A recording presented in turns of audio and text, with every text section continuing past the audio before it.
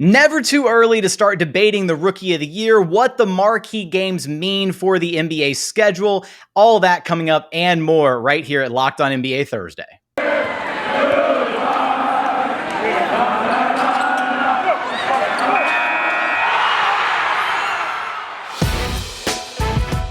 It's the Locked On Podcast Network, your team every day. You are Locked On NBA, your daily NBA podcast. Part of the Locked On Podcast Network, your team every day. What's up and welcome to another Thursday edition of Locked On NBA. I am Jackson Gatlin, host of Locked On Rockets. He is Matt Moore, back in the flesh, senior NBA writer at the Action Network and co-host of Locked On Nuggets. Matt, I missed you.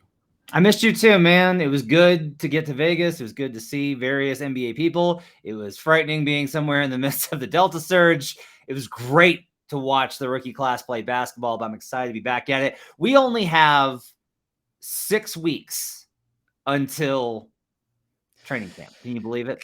It's crazy to think about. What's even crazier is you're not even going to tell our listeners about the crazy hangover situation where I found you, passed out on a rooftop in Vegas. I mean, it was a whole ordeal. Chris Manning and I didn't even get into it in the last show. We were still trying to keep that a little bit under wraps, but it's all out in the open now. So I'm sorry about that, Matt. I'm glad we found you though. That's a funny joke that was not so funny to me 10 years ago. In my youth, Jackson. Back in my day, I would be found on Fremont amongst the mutants. Not Fremont. Oh, God. That live on Fremont after 11 o'clock at night until about 5 a.m. Fremont. Don't like that. All right. Well, when we get it's Fear and Loathing in Las Vegas. That's go to Fremont. When we get the expansion team and we eventually have a Locked On Las Vegas host, it's going to be that's going to be the fun city to visit for NBA teams. Anyways, let's get into today's topics, and where we're going to start is what's going to be a really impressive. I already know it's going to be an impressive Rookie of the Year race, and I think the two names that are going to be at the top of the ballot are going to be Cade Cunningham and Jalen Green. Now, I mean, we can kind of, before we tee things off, I mean, this rookie class, Matt, I don't know about you, but I came away from Summer League really thoroughly impressed with so many of the top prospects out of this year's draft. And so I don't think it's just going to be a 1-2 race between Cade and Jalen. I think those are the two favorites for sure. And I think they're favorites for different reasons. And we're going to get into that here in a second. But I really come away thinking it's almost up for grabs for anybody because there's so much star talent out of this past year's draft. I think it's going to be a two-man race. I mean, really? I think Mitchell out of Sacramento, I think Davion can get in that conversation, but I don't know how many minutes he's going to get. And you can look at Jalen Suggs and be like, Suggs look great. The Magic have 1,800 guards. Like they just have all of the guards in the world. So like finding the space and time for Suggs to get enough minutes, usage, and opportunity, I think is going to be a little difficult. Evan Mobley, I was really impressed with from the perspective of he's going to do things that are going to help win games. That's not what translates to Rookie of the Year, or Steven Adams would have won it. So, in general, I think that this rookie class showed a lot of like really good guys. Trey Murphy was the one guy that popped to me. Trey Murphy was the one guy, even more than Jalen, as great as Jalen looked. I thought Trey Murphy looked the best of any rookie in terms of which Jalen? There's two of them. Versus expectation. I thought Trey Murphy was by far the most complete performance from a rookie. I was really impressed with him. But he's not going to be a Rookie of the Year candidate because he's still going to be like a rotation guy on team with a lot of ball handling dudes in Zion and Brandon Ingram. So I think we return to Jalen Green and Cade Cunningham. Okay. And in that debate, I know that I think we've already firmly established, at least via, social media and maybe a couple other podcasts here and there. That Rockets fans are insane. No, well, I mean, hey, we're going to pump the brakes there. I mean, I'm not going to say that the fan base does not get easily riled up at times, but I'm also going to say you seem firmly in the Cade Cunningham group. Are you not? So here's what's interesting. I actually, on Buckets, which is my Action Network podcast, I actually did a lengthy debate with my co-host Brandon Anderson, which I argued that Jalen Green's going to win Rookie of the Year. I think Jalen Green is going to win Rookie of the Year. I think he is too, and I have my reasons for it, but I want to get into it with you. I think Cade Cunningham is going to be the better NBA player by a significant differential. I think Cade Cunningham is the type of player that will learn he will get better at scoring. I think he has to work on some go-to moves inside of the 3-point arc.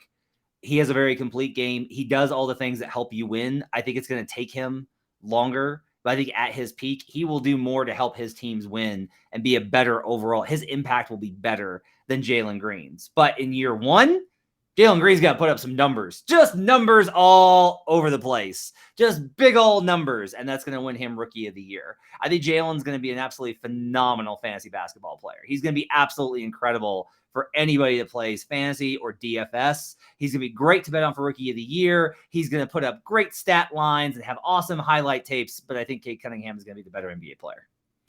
So in that regard, I think it's way too early to say which one of them is going to be the better NBA player. I think it's just entirely way too early. You think that before they've even played an NBA game is too early?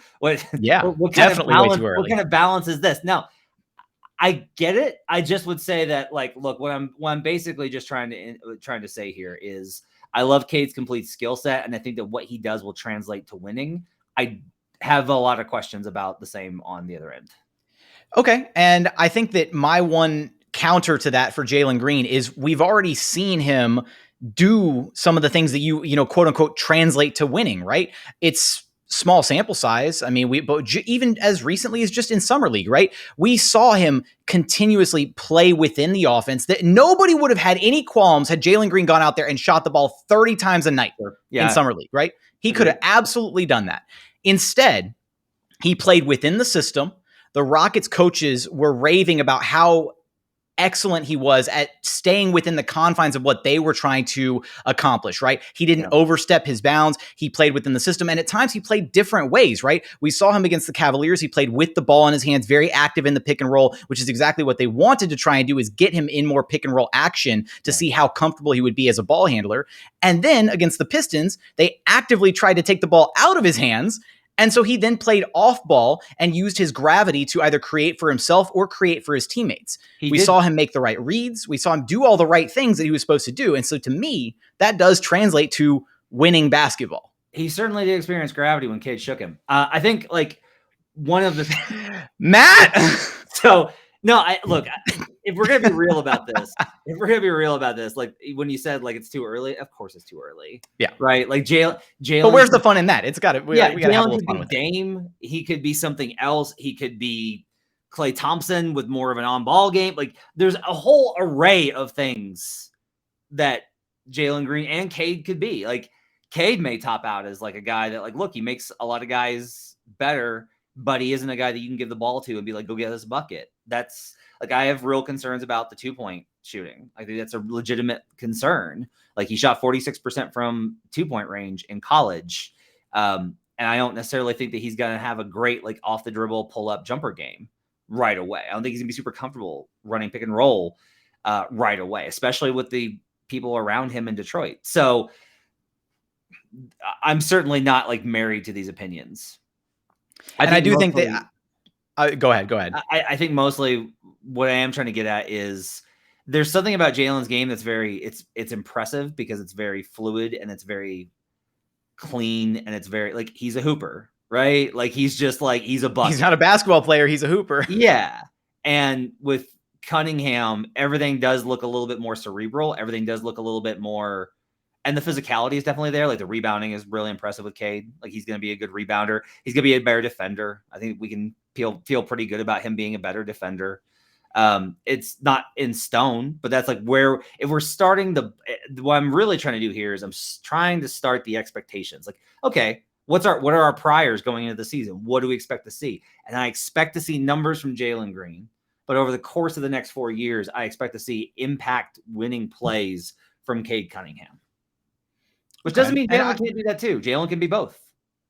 That much, and I feel like that one is a bit more of a measured assessment on your behalf. So I'll give you that one because I do think some of the physicality stuff of it, right? Like Jalen's body is going to fill out. He's going to, he doesn't have the NBA ready body that Cade does right now. So I think from the jump, as you're saying, as we're laying these baseline expectations, right away, Cade's got the better NBA body. So when it comes to defense, physicality, rebounding, things like that, he's going to have a better edge right now. But even standing out there, I mean, they didn't look that drastically different, like height wise. Like, I mean, Jalen's listed at like 6'6", Cade's listed at about 6'8". As he starts to fill out at the NBA level, I think that, some of the concerns for Jalen Green defensively are going to go away as he gets his body to the place that needs to be to really, contend with the adults at the NBA level and not, kids. So I will say that of this class, that did stand out to me. These are like, they're kids, and they look more like kids than some of the other ones. Like the older guys definitely stood out. Like Mitchell, definitely stood out in terms of their size and physicality versus like so many of these guys. I'm just like, oh man, like they're so skinny. And then you try and remember like what 2 years of NBA strength training does to these guys. It's just night and day. On that note, my final feather in the cap of the Jalen Green for Rookie of the Year debate is he was playing against grown men in the G League. So he's already, accustomed to that level of physicality. He wasn't playing against other college competition. Yeah. He was playing against grown men who have already gone through all of this, strength training and full-time work ethic of being a professional basketball player. He was playing against pros. And so I think that gives him a slight edge. And not to mention that the whole city of Detroit already hates Jalen Green. So that's another fun one right there, because you got to have a bit of a personality to win Rookie of the Year. It feels like some of these awards are kind of a popularity contest at the end of the day, as well as the numbers that you put up, that kind of thing. I'm a little excited because there's like some burblings that Cade and Jalen have played each other a lot. And there's not exactly like a real lovey-dovey relationship there. So there's a respect there, but it's not and I noticed this the other day, right? There's a respect there, but like when you hear Jalen Green talk about like Suggs or Mobley or any of the other guys, he's got kind of like, that's my guy, that's my bro, whatever. With Cade, it's like, he's good, right? Like it's not disrespectful, but it's like, you know what I'm saying? We need this though, right? Like we need that rivalry. It makes it way better. Like the dream scenario is that both Cade and Jalen are putting up great numbers. Their teams are terrible because let's be real, but they're playing they're playing great every night. They're a lot of fun to watch, and it's a real battle between two guys that have a little bit of animosity, like a healthy amount of animosity between them. I'm excited for that possibility.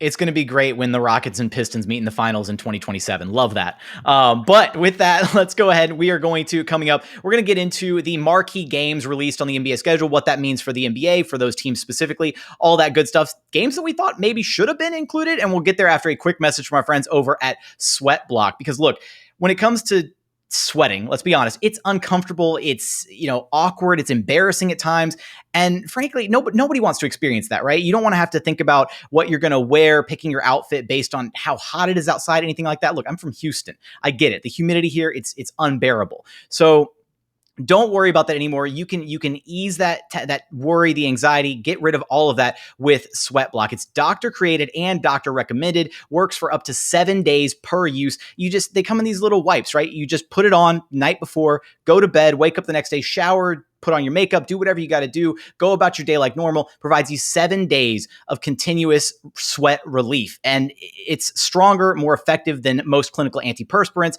Just put it on again right before you go to bed, wake up, and you're good to go, right? No more anxiety, no more worries, whether you're going out for a job interview, maybe it's a first date, or you're just meeting up with some friends, right? You can get rid of all those worries. No more sweating, no more issues. And you can check it out. Get 20% off at sweatblock.com with promo code LOCKEDON. Also available at Amazon and CVS. So again, that's promo code LOCKEDON for 20% off at sweatblock.com. Today's show is also brought to you by Theragun. Don't let the stress of daily life weigh on your body. Whether you're an elite athlete or someone like me, just trying to make it through the day tension-free, Theragun can help. Theragun is a handheld percussive therapy device that releases your deepest muscle tension using a scientifically calibrated combo of depth, speed, and power, and it's as quiet as an electric toothbrush. The Gen 4 Theragun doesn't just feel good, it gets to the source of the pain by releasing tension using Theragun's signature percussive therapy, which goes 60% deeper than vibration alone. them. Whether you want to treat your muscle tension from working out, an injury, or just the stresses of everyday life, there's no substitute for the Theragun Gen 4. The OLED screen and design make you feel like you're holding something from the future. Just go to their site and check it out, and the Theragun app learns from your behaviors and suggests guided routines. Theragun is trusted by 250 professional sports teams like Real Madrid and elite athletes like Paul George, DeAndre Hopkins, Maria Sharapova, hundreds of thousands of customers, and me. Try Theragun for 30 days, starting at only $199. Go to therabody.com/lockedon right now and get your Gen 4 Theragun today. That's therabody.com/lockedon. therabody.com/lockedon. And continuing on here at Locked On NBA Thursday, he is Matt Moore. I am Jackson Gatlin. Matt, let's get into the schedule release and what some of these games mean, what our takeaways are, whether or not there are any games that we kind of missed out on that we thought we should have seen for opening week, as well as for the Christmas Day slate. But I want to start, do you want to start opening week? Do you want to start Christmas Day slate? I'll start opening week. So, opening night, Nets, Bucks, and Warriors, Lakers. No surprise, I don't think, on either. You get Steph versus LeBron in a rematch of the play-in game that drew such big ratings. They obviously wanted that one. You have to have a West Coast matchup versus the East Coast matchup, with the Bucks getting the East Coast matchup for ring night. It is a little bit, I feel like, I'll put it this way. So the Raptors, when they won in 2019, they opened the following season versus the Pelicans. So they get like it's Zion, right? But they get an up-and-coming team with a really, fantastic rookie. But they get a layup. They get a layup. Instead, the Bucks get the Nets, which you could just tell is very much like we can set the tone for the entire season with the Nets being the super team if they take out the champs on opening night. So now I'm probably gonna have the Bucks in that game because I like the matchup for them. But that's right off the top, that's interesting. I thought it was notable. Usually Wednesday night they do the big rookie debut. That's usually where Cade Cunningham.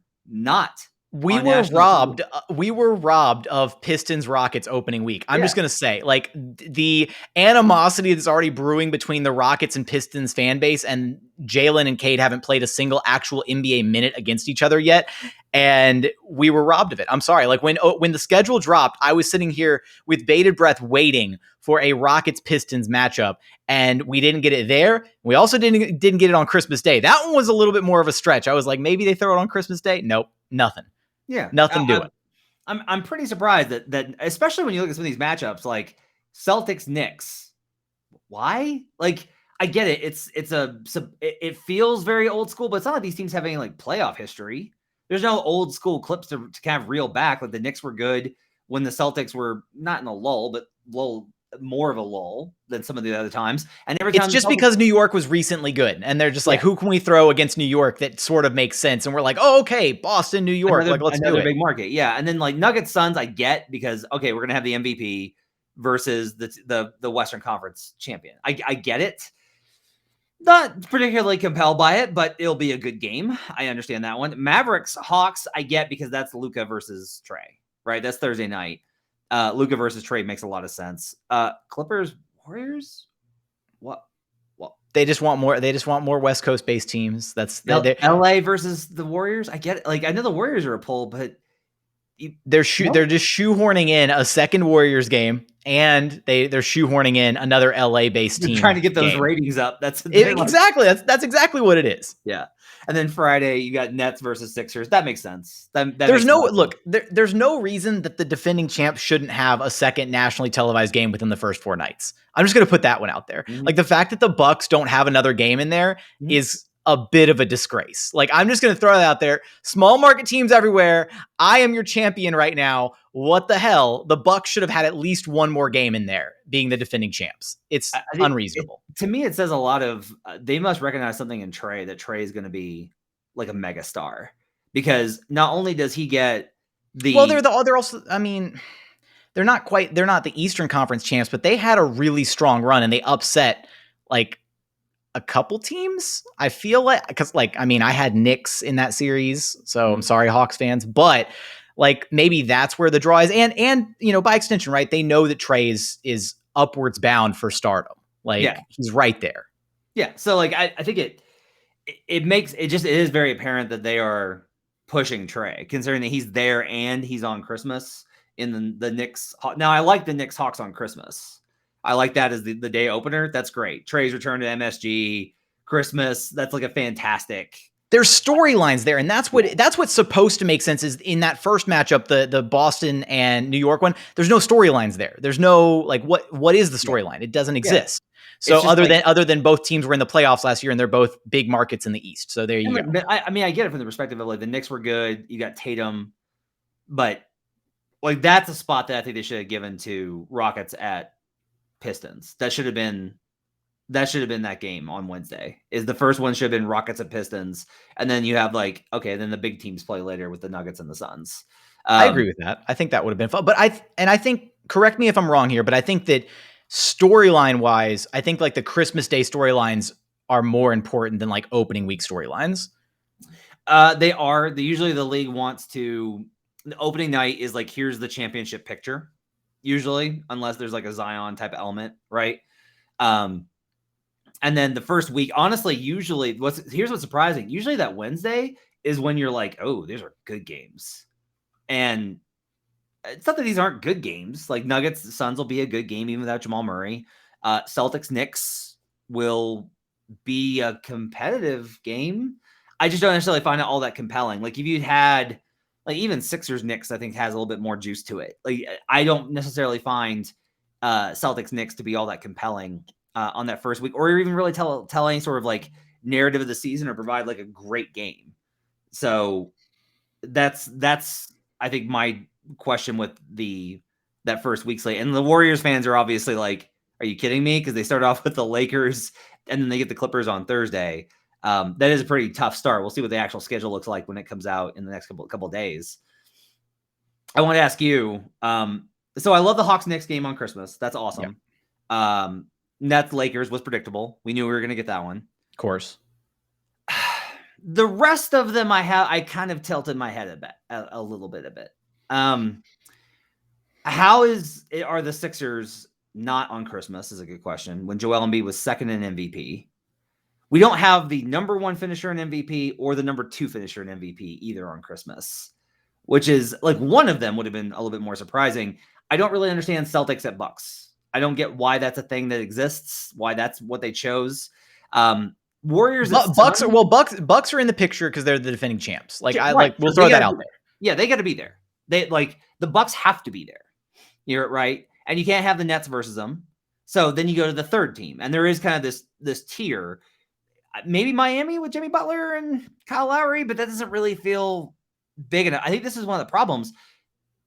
There is some connections there between Miami and Milwaukee, and that would have made for some good storyline, right? Yeah. Is, you've got the revamped, Miami team with some, so going out for revenge against the Bucks team, and they've got some playoff history there in the bubble than last season. Like, I mean, there's a lot there.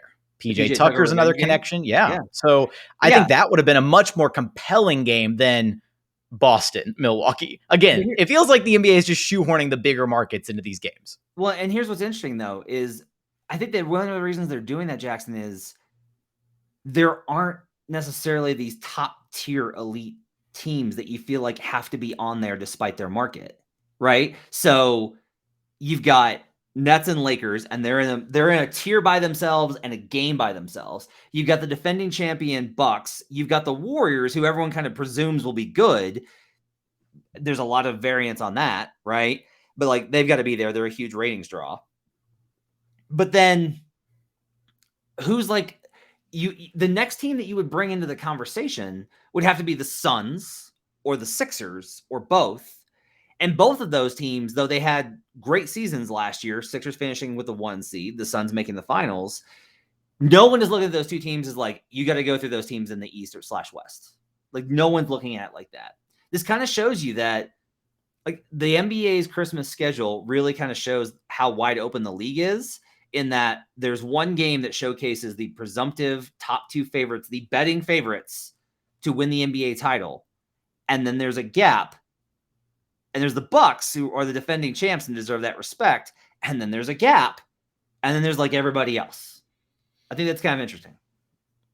I can get behind that sentiment. And I think, and I get why they want the two heavyweight favorites in the Nets and Lakers to clash on Christmas Day. Absolutely.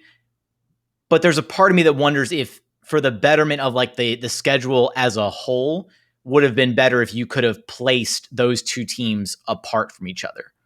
Yeah. Does that make any sense? Right. Yeah, you want the heavyweight matchup, but yeah, who would you have placed them against? They want that gigantic rating for that game. Yeah, that's fair. They don't want to spread it out. They want the gigantic rating for that game. The one game I am sad that we're missing, and I don't think there was a way to do it, but it's Sixers versus Nuggets. You could have had Embiid versus Jokic, and I think that's actually marketable. Right? I would have been more intrigued by a Sixers Nuggets game than I would have a Mavericks Jazz game. I'm just going to throw that out there. And again, that's because they're really trying to get Luka Doncic's airtime.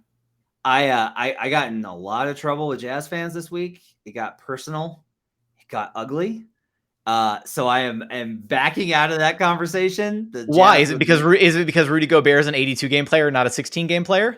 The Jazz were the number 1 seed in the Western Conference last year and a great team and almost made the Western Conference Finals if it wasn't for those darn Clippers without Kawhi Leonard.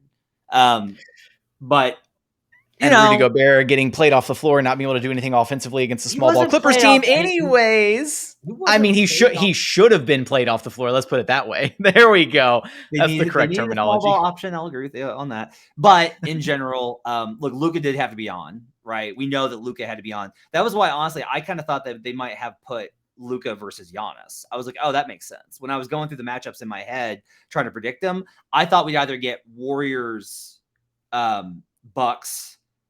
I'm really surprised they didn't do that. You would have had Steph versus Giannis. That's an incredible matchup.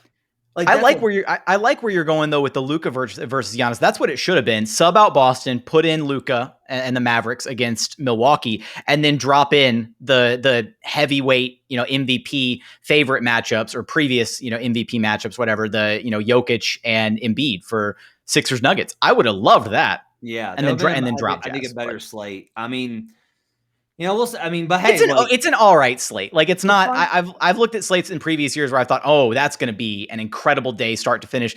I'm kind of indifferent towards this one. It's like, it's got some good games on it. But it's also funny, right? Because like anyone listening to Locked On NBA podcast, like we're watching these games. We're watching as many of these games as we can around family engagements. Like Every single one. Absolutely watching as many as possible. They will get my money. They will get my viewership. I will absolutely be watching these after I take care of Christmas morning shenanigans with my kids.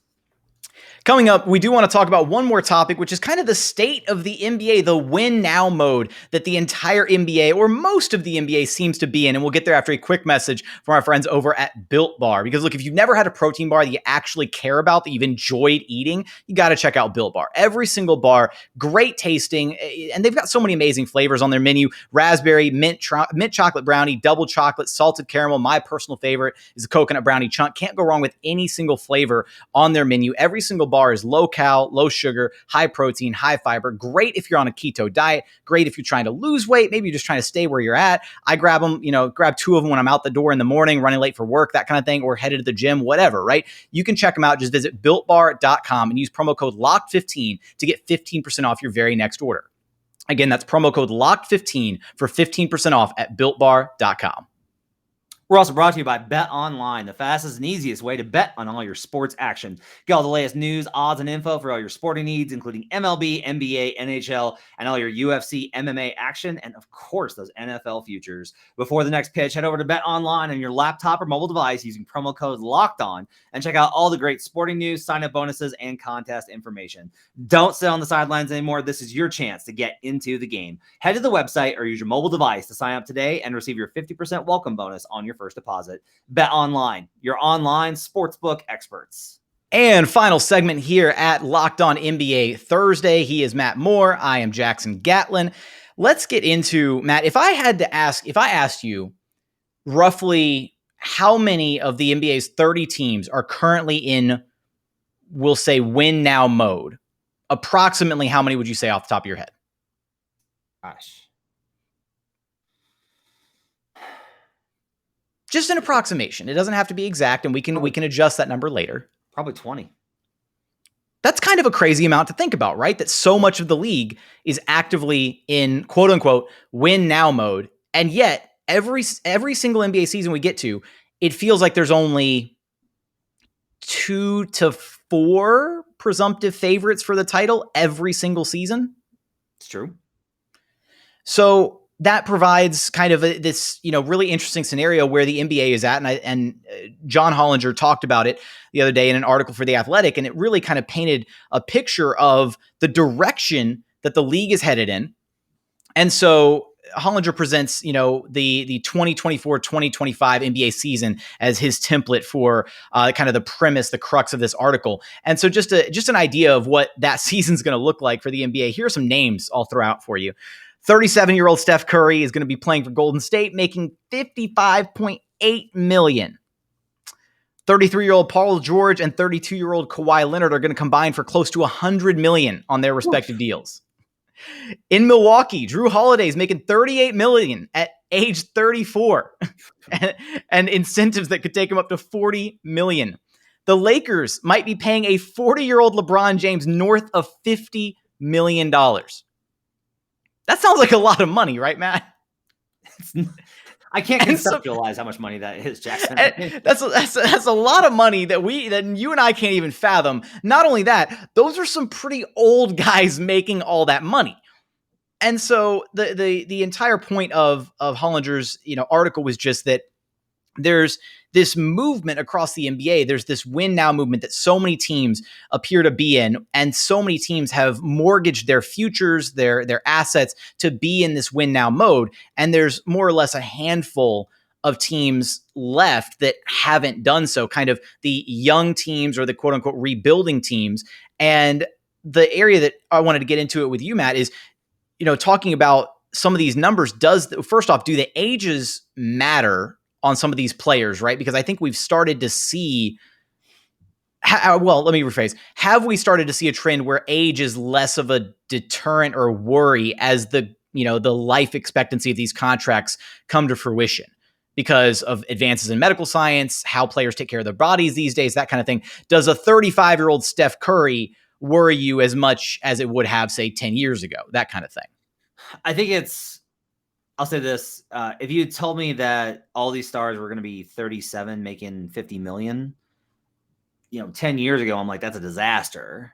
But now I'm like, oh, it kind of depends, right? So look, I don't know that I have no reason to think that Curry's game is going to decline appreciably, given that it's all skill based, right? Like it's all shooting and everything else. Like, I don't know how much he'll probably suffer an injury at some point again, but I don't know how much that's going to decline. And even if he's only the third best shooter in the league, that's a huge drop off for him, given the gap between him and everyone else. And that's still a really useful player. Yeah. At 55.8 million, it might be an overpay, but that's what you're paying to get him for the next, all the years before this. Right. Yeah. Kawhi or, PG at 33, I'm not worried about. I think he's gonna be fine. Kawhi, I think you have concerns now. So it's not, you're just going to have to decide whether you have concerns about him or not. Westbrook, obviously, at a 34-year-old Westbrook at 47 in the 2023 campaign, that's a little concerning. You look at those numbers. He mentions in there Jimmy Butler is going to be making $48 million at 35 years old after all of those years under Tibbs. That's a little concerning. At that point, Jimmy Butler is not 35 years old. He's 45 years old. Yeah. So, but or his knees are at least 45. He mentions in here, he talks about LeBron, how well he's played, and Chris Paul. And he says that those are the only two players that have been all NBA past their 34th birthday. And that's a fair note.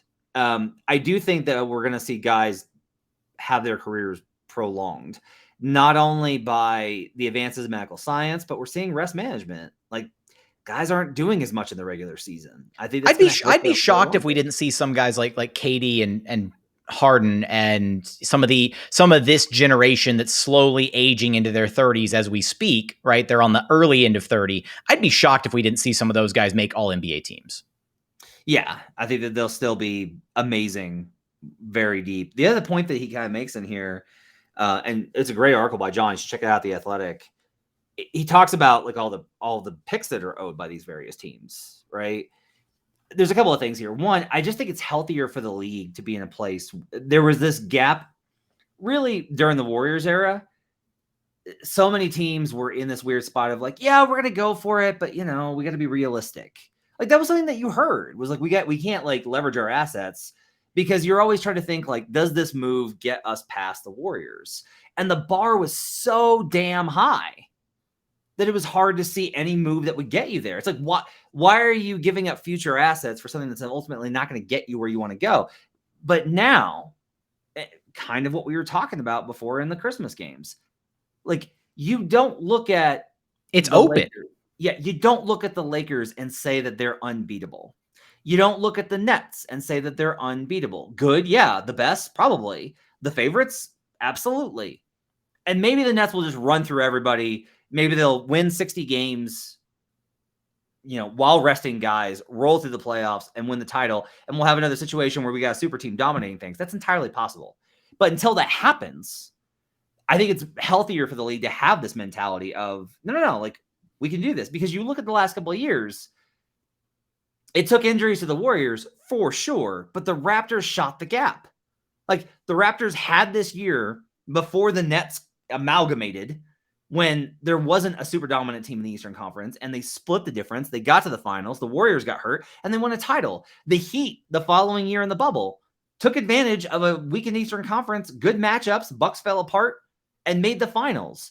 And those are good opportunities. Like making the finals is a good thing for your team, even if you don't win. And so I think it's good that there's all these teams that are willing to do this. As far as the draft, I just want to throw it in there. You can also look at this year as an example. Yeah. Because you had the Lakers who dealt with injury issues all season long, weren't healthy in the playoffs. And, had the Lakers been healthy, then maybe we're not talking about the Suns making it out of the Western Conference. I don't know, right? You had the Nets had their fair share of injuries. You had injuries all throughout this season that plagued a number of different teams. So you look at it as that chance where if those teams hadn't gone, not quite like pushed all their chips to the center of the table, right? But those moves that made them competitive, right? The Suns didn't have to trade for Chris Paul, but they thought that they were finally in a place with their young core and everything to take that next step forward. And they did that and they got a finals berth out of it. That's huge. And now they've got Chris Paul locked down for the future and they've got a really strong core that if they can maintain it all, I mean, it's exciting times. And as far as the draft picks go, I think your team is actually a good example of this in terms of OKC, right? Look, yeah, they've traded those picks, but OKC can't keep all those picks. They had to get rid of some of them because if you can't move up and you're trying to maximize assets, those picks will still be available. The teams that have kind of grabbed onto so many, whether it's the Pelicans or the Thunder or whoever, there will be opportunities to get those picks later. You could trade into draft picks. It may cost you, but if you really need to replenish things, you can make those type of moves. And there will always be somebody that wants your top tier star guys, even at the end of their careers. That's been proven time and time again. I think what'll be interesting, and he does mention this, I thought this was maybe the most interesting part of the article, is he mentions those teams that are kind of lying in wait to step up. Like Memphis, Oklahoma, Orlando, San Antonio, and Toronto, they have their eyes on achievement beyond the here and now. Like, can those teams take advantage enough in order to be able to accomplish what they want to do? And I think Memphis is in a really particularly interesting spot, right? Where they have a playoff team now, but they also have assets for later. They have flexibility. There's a lot that Memphis can still do. And that's an interesting and exciting development. But ultimately, I think also for as much as like a lot of these teams, the guys on these teams, look at where these teams are located. Brooklyn, Los Angeles.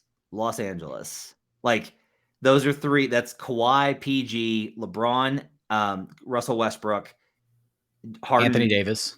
Yeah. Harden, KD, and Kyrie, right? So you could say like those guys are all going to get older. Those teams aren't going to have a hard time getting talent because that's just not how the NBA works. If you are a major city, you do not have to worry unless you're the Knicks. You do not have to worry about getting those marquee guys. You just have to have good ownership and management that puts yourself in a position where it's even remotely plausible and you'll be able to get the next generation of stars. And usually you'll get them in an advantageous position. You won't always have to pay that much to get them. So you have to pay what you have. That's the kind of the difference. That's the lesson with the Anthony Davis deal, is you have to trade what you have in order to get these kind of guys. But if you don't have much, you don't have to trade as much. And so there will be more opportunities, I think, down the line for those teams. Those teams will always have an advantage. Now, if you want to look at some of these teams, I think, look, he mentions Portland, but I think we both kind of feel Dame's going to be gone. Golden State, I think, is in a different situation because they're in San Francisco now. I think that changes it. But Milwaukee. But Milwaukee knew the deal. Milwaukee understood they knew what was going on. They're fine with a prolonged period of tanking that's going to go on after the Giannis era. They have set themselves up to compete for the Giannis era, and they won a title. Mission accomplished. They 100%. knew what they were getting into. I think one thing that did stand out to me is that list of team names that he threw out there at the tail end of the article: Memphis, OKC, Orlando, San Antonio, Toronto. That list doesn't make sense to me in my head, because I feel like you either don't include OKC and Orlando on that list, or if you do include OKC and Orlando, then why aren't you including Houston, Detroit, and Cleveland? No? Or at least let me put it this way, at least Houston, because Houston has all the draft picks to prep themselves for the future from the James Harden trade they just picked up. They just killed it in this past draft. And that's why I'm a little bit confused by this list, because Memphis has the young core in place. Oklahoma City has the gigantic stash of draft capital. Orlando, you can make the argument they've got a lot of young pieces in place, and they've got the picks that they picked up in the Vucevic trade. San Antonio, question mark though? Well, two things. The list that he talks about is teams that are not trying to win right now. I think one with Houston, and they're focusing on long term. I think you could say Houston's got the draft picks, but they also sent so many draft picks to OKC. So they have a lot, they sent a lot. It's kind of a muscled situation. There's also, there's legitimately, from people I talk to, no one's really quite sure of Houston in terms of are they going for now? Are they going for later? You have Christian Wood and KPJ and John Wall, but you also have Alperen Şengün and Jalen, and KPJ works on that timeline, but maybe not as much Christian. It's a little bit of a mixed bag, and it seems like they want to compete now, but they're fine if they don't. Cleveland just seems like a mess. It's just, there's not, I don't think they're bad. I really don't. I don't think they're that bad of a team. I think they could get better, but it's they couldn't find a trade partner for Colin Sexton, but they don't want to pay him. They got Garland, and there's still Kevin Love. There's just there's a lot of stuff there. And then Detroit, again, Detroit spent $60 million last offseason on backup front court players from Denver. And one of them was Jeremy Grant, right? Who had a tremendous season, phenomenal year. But that's again, part of it is Detroit seems like they're going for the future with all the draft picks and young guys they've accumulated. But then they have got Jeremy Grant. It's a little bit of I think a mixed bag, versus Memphis is very clearly Memphis moved Jonas Valanciunas. If Memphis was trying to win now, they're not trading JV, right? And if they're trying to win now, they're not trading Patrick Beverley, especially not for Juancho Hernan-Gomez and Jarrett Culver. Now, some of this is just saving money, it's just saving money.